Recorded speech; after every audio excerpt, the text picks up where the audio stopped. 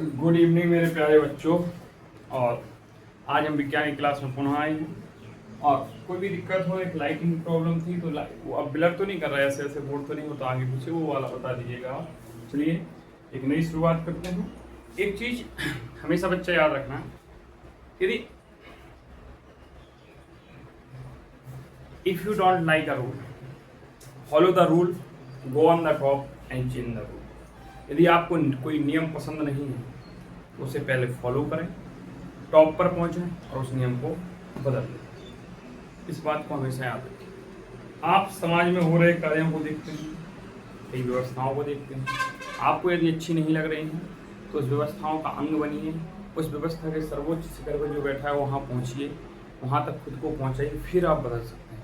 अगर आप सोचें कि आप मुख से कहने से बदल लेंगे, नेवर कैन चेंज। आपके साथ कभी कोई गलत होता है, कुछ कहता है, उसको फेस कीजिए, अपने आप को स्ट्रॉन्ग कीजिए, लड़ने के लिए मजबूत करिए और फोकस ऑन योर गोल, अपना गोल अचीव करिए। जब आप उस पोजीशन पे हों फिर क्या हो, हमेशा याद रखना सामने वाले ने जो दिया वो एक खरोंच थी, हम जो देंगे वो जख्मों के साथ। याद रखिए, इस उस पर आप रहिए। चलिए अब आगे बात करते हैं। इस सिद्धांत पर कार्य करिए। आपके साथ मेरी बच्ची हैं, बच्चे हैं, बच्चियों के साथ भी लोग नाइंसाफ़ी करते हैं। कुछ नहीं, अभी आपको शांत रहना है, पढ़ाई करनी है, अपना लक्ष्य हासिल करना है। चलिए हम गति की बात करते हैं। चाल हमने क्या पढ़ी थी? एकांक एक चाल में हमने पढ़ा था कि किसी वस्तु द्वारा एकांक समयांतराल में चली गई दूरी वस्तु की चाल कहलाती है। एकांक समयांतराल में हमने यही पढ़ा था कि किसी वस्तु द्वारा चली गई एकांक समयांतराल में चली गई दूरी क्या कहलाती है? चाल कहलाती है। और चाल बराबर हमने सूत्र पढ़ा था दूरी बटे समय। चाल बराबर दूरी बटे समय, ठीक है। तो अब गुरु जी वेग क्या है तो सुनो, एक ही दिशा में, कैसा? एक ही दिशा में एकांतर समयांतराल में चली गई दूरी, बस दिशा जुड़ जाएगी। गुरु जी तो चाल और गति आप कहना क्या चाहते हैं? वही विस्थापन जैसा है क्या? हाँ, विस्थापन जैसा ही है।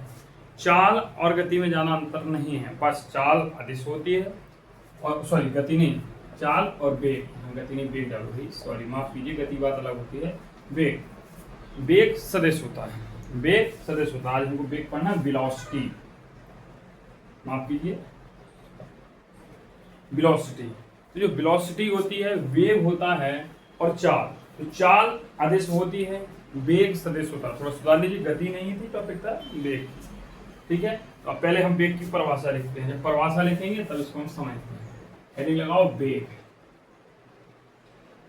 वेलोसिटी। देखो, किसी गतिशील वस्तु द्वारा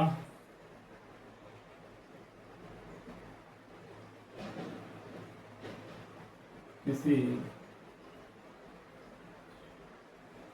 गतिशील वस्तु द्वारा एकांक समयांतराल में वस्तु द्वारा एक निश्चित दिशा में, एक निश्चित दिशा में एकांक समयांतराल द्वारा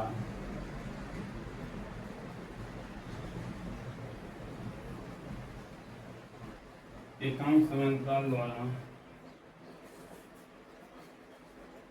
एकांक समयांतराल में द्वारा में चली गई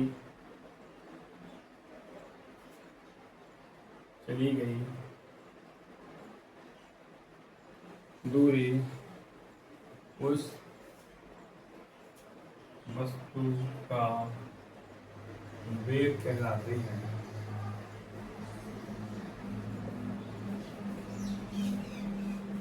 इसे v से प्रदर्शित करते हैं। इसे v से प्रदर्शित करते हैं। ये वेक्टर साइन होता है, सदिश को दिखाता है।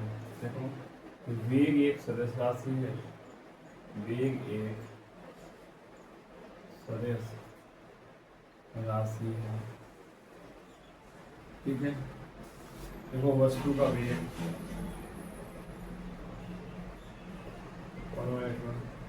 v बराबर निश्चित दिशा में चली गई दूरी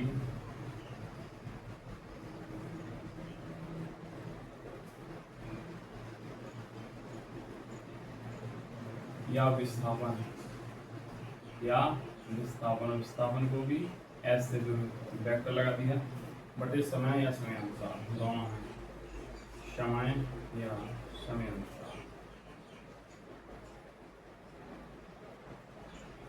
समय या समय, ये वस्तु का वेग, ठीक है। डालो वेग का मात्रा, वेग का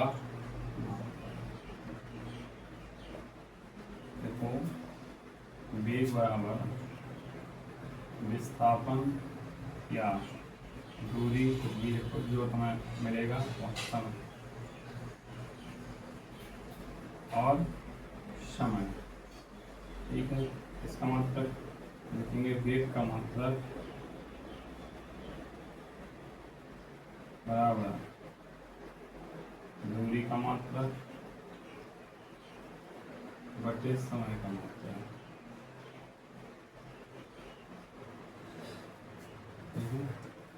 दूरी का मात्रा क्या है, दूरी का मात्रा क्या है मीटर, समय का मात्रा क्या है सेकंड,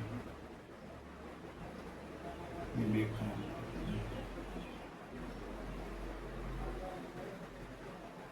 वेग का मात्रा क्या हो गया मीटर पर सेकंड, मीटर पर सेकंड।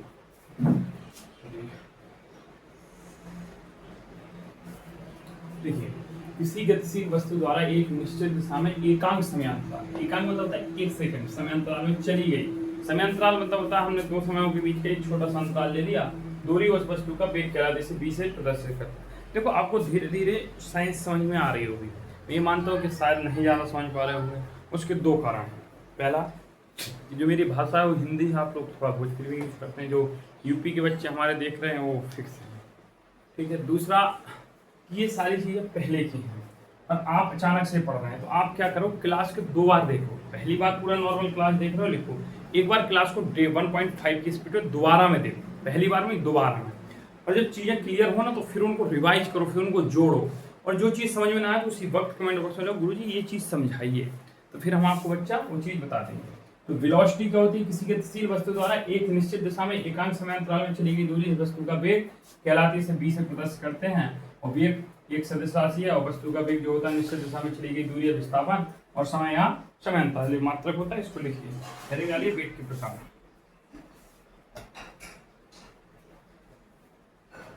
हेडिंग डालिए वेग के प्रकार।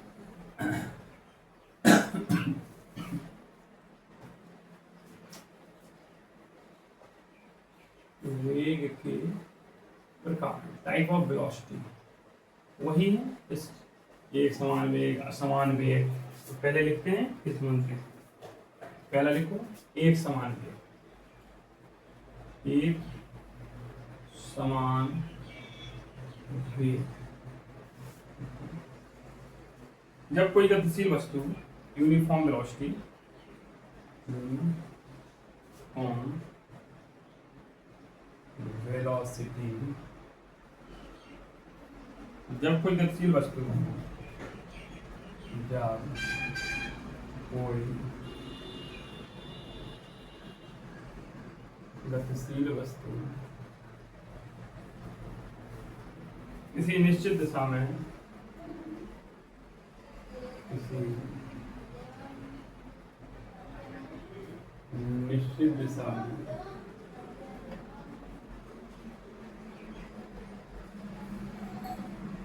समान दूरी तय करे, निश्चित दिशा में समान समयांतराल में, समान समयांतराल में समान दूरी तय करे तो वस्तु का वेग, तो वस्तु का वेग एक समान वेग कहलाता है।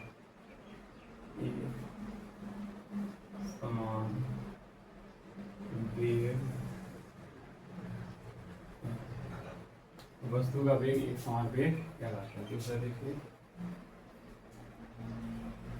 समान वेग, समान वेग, non uniform velocity, non uniform velocity. जब कोई गतिशील वस्तु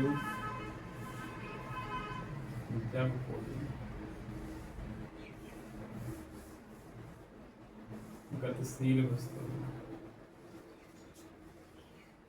किसी निश्चित दिशा में, किसी निश्चित दिशा में समान समय अंतरालों में, समान समय अंतरालों में असमान दूरी तय करें, दूरी तय करें तो वस्तु का वेग असमान वेग कहलाता है।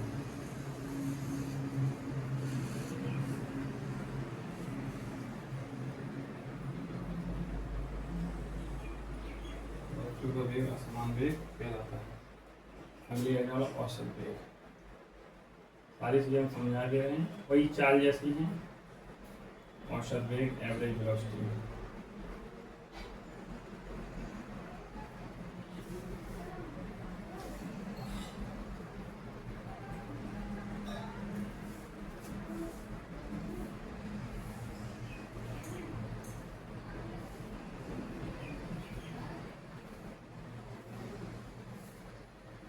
किसी गतिशील वस्तु द्वारा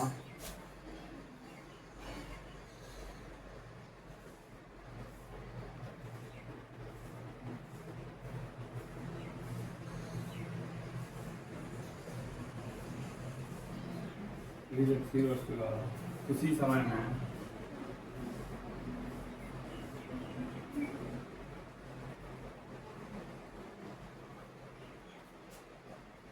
तय किए गए विस्थापन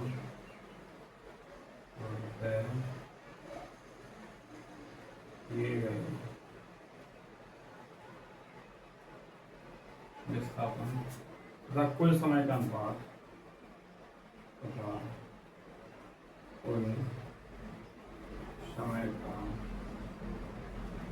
अनुपात औसत वेग कहलाता है। औसत वेग कहलाता है। इसे v से दर्शाते हैं,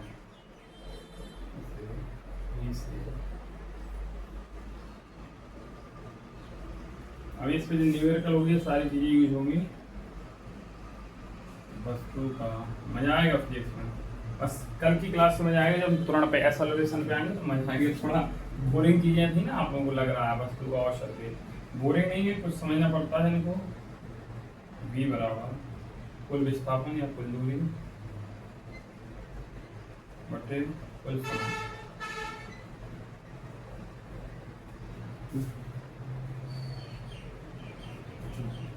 नोट इसमें भी कंडीशन होती है, यदि किसी निश्चित दिशा में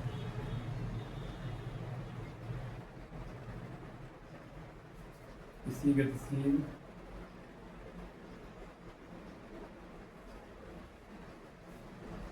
वस्तु का वेग एक समान दर से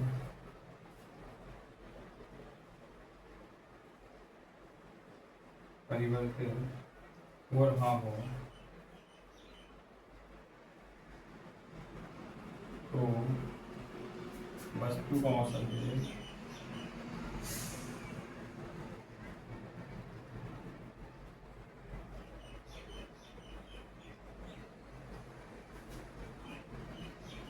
v बराबर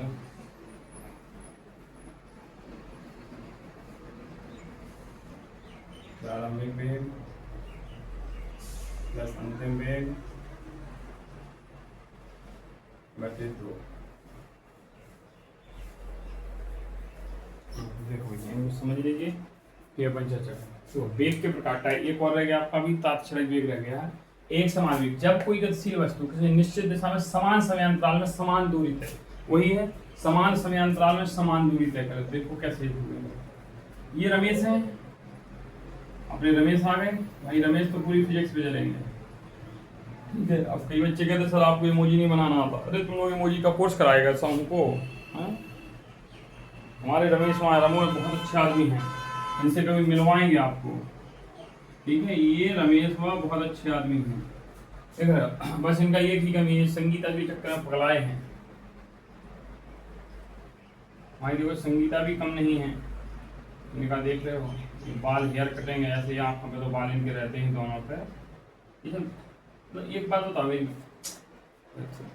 देवी सबसे पूछना पड़ा है तो मतलब ऐसे करने में क्या होता, मतलब इतू चुकी बाल तुम्हारे हाथ ना दुखाता, तो मेरा हाथ लिखते लिखते दुखाने लगता। तो हम अपने स्कूल में चोटी बनवा दी रस्सा से कांच के। चलिए, जब कोई गतिशील वस्तु किसी निश्चित दिशा में, कोई निश्चित दिशा हो, एक कंफर्म डायरेक्शन है, समान समयांतराल में समान दूरी तय करें। कहने का मतलब कि ये 5 मिनट में इन्होंने चला है 2 किलोमीटर, अगले 5 मिनट में भी ये 2 किलोमीटर ही चले, तो समान समयांतराल में समान दूरी वही, तो वस्तु का एक समान वेग कहलाता है। लेकिन बस कंडीशन क्या है, एक निश्चित दिशा। अगर दिशा शब्द हटा देंगे तो चाल हो जाएगा, उस चाल को क्या कहेंगे, एक समान चाल, कल पढ़ाया था। अगला देखो वेग, जब कोई गतिशील वस्तु किसी निश्चित दिशा में, बस ये शब्द जुड़ गया है, समान समयांतराल में असमान दूरी तय करे। यहाँ 5 मिनट में 2 किया और यहाँ 5 मिनट में 3 कर लेता, कितना कर लेता, 3। तो देखो समान समयांतराल, यहाँ 5 मिनट यहाँ 5 मिनट, लेकिन दूरी यहाँ 2 किलोमीटर यहाँ 3 किलोमीटर, ये लिखा है लो किलोमीटर, ठीक है। तो यही अगर इसको हम निश्चित दिशा हटा दें, निश्चित दिशा में तो क्या बन जाएगा, चाल। तो चाल और वेग में अंतर समझ में आ रहा है। चाल और वेग में प्रमुख अंतर तो यही है कि चाल जो होती है अदिश होती है और वेग सदिश होता है। वेग को दिशा की आवश्यकता होती है, जबकि चाल को दिशा की आवश्यकता नहीं होती है, ठीक है। आगे चलो, औसत वेग, किसी गतिशील वस्तु द्वारा किसी समय में तय किए गए कुल विस्थापन तथा कुल समय का अनुपात औसत वेग कहलाता है। और यही किसी गतिशील वस्तु द्वारा तय किए गई कुल दूरी और समय का अनुपात क्या कहलाता है, औसत चाल कहलाता है। तो औसत वेग v बराबर क्या होगा, कुल विस्थापन बटे कुल समय। यदि किसी निश्चित दिशा में किसी गतिशील वस्तु का वेग एक समान दर से परिवर्तित हो रहा हो, एक समान दर से परिवर्तित हो रहा मतलब तो उसका वेग हो रहा हो, तो एक समान घट रहा हो, एक समान बढ़ रहा हो, परिवर्तन एक समान हो, तब क्या होगा, वस्तु का औसत वेग, पहला वेग और अंतिम वेग जोड़ के आधा कर देना तो क्या हो जाएगा, औसत वेग निकल आएगा। अगले हरी नालो तात्क्षणिक वेग।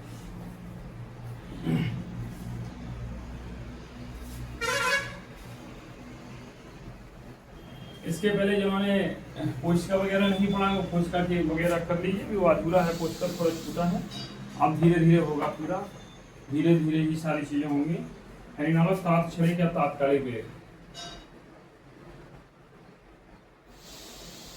या तात्कालिक वेग।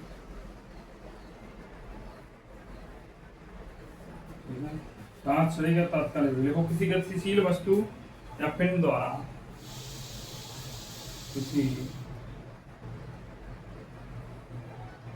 गतिशील वस्तु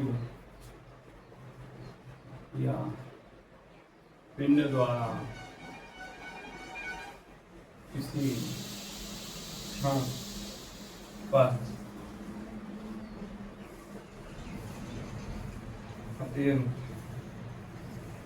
अल्प समयांतराल में अल्प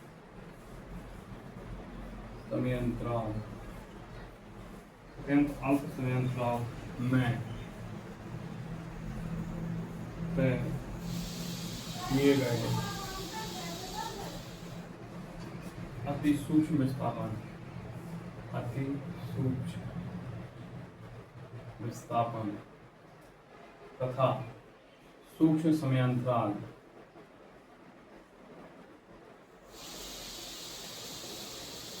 का अनुपात अनुपात वस्तु का तात्क्षणिक या तात्कालिक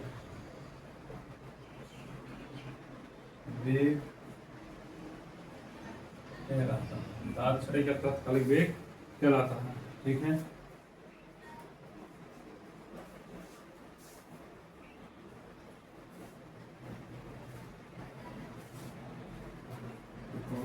माना किसी क्षण पर, माना किसी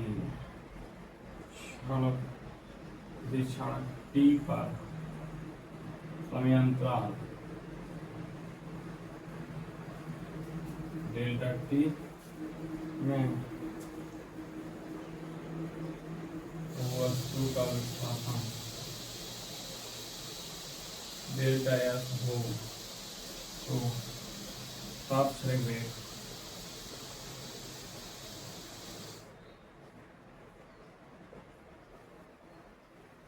T बराबर डेल्टा एस बटे डेल्टा टी, डेल्टा एस बटे डेल्टा टी। ठीक है, ये आपका वेग लगभग खत्म हो चुका है। लगभग क्या, सापेक्ष एवं निरपेक्ष वेग रह गया है। उसके बाद अब ऐसा करना, आप एक हमारे तरफ से टॉपिक लिख के आना, चाल और वेग में अंतर। ये हमको लिख के और भेजेंगे आपको। और चाल और वेग में अंतर, चार अंदर आप कमेंट बॉक्स में लिखेंगे, पूरे दिन टाइपिंग करते हैं। ठीक है, पहला तो अंतर देखो भैया क्या है। चाल का जो सूत्र होता है वो दूरी बटे समय होता है। वेग का सूत्र जो होता है विस्थापन बटे समय होता है। पहला अंतर। मात्रक नहीं लिखना क्योंकि मात्रक तो समानता है। चाल एक आदेश है, वेग एक सदिश है। चाल क्या होती है, ठीक है, एकांक समयांतराल में तय की गई दूरी और एक निश्चित दिशा में एकांक समयांतराल में तय की गई दूरी क्या होता है, वेग होता है। तो हमने वेग और चाल आपको पढ़ाए हैं, इस पे आप अंतर लिखिए। कल की क्लास में जो होगा वेग चाल वेग में अंतर करवा देंगे। चाल वेग के अंतर के बाद गति के बारे में बता देंगे, एक समान गति असमान गति, और उसके बाद पहुंचेंगे त्वरण। और जैसे ही अपन त्वरण पे पहुंचेंगे तो फिर त्वरण के बाद गति के समीकरण। गति के समीकरण में आएगा आपको सवाल लगाने में मजा, फॉर्मूला पढ़ाएंगे वहाँ पे। और गति के समीकरण के बाद फिर आपको ग्राफिक्स, यहाँ पे भी ग्राफिक्स और मैथ में भी ग्राफिक्स। आई होप क्लास आपको समझ में आई होगी। अगर समझ में आई है तो कमेंट बॉक्स में लिख दीजिए। बाय, टेक केयर, मिलते हैं अगली क्लास में।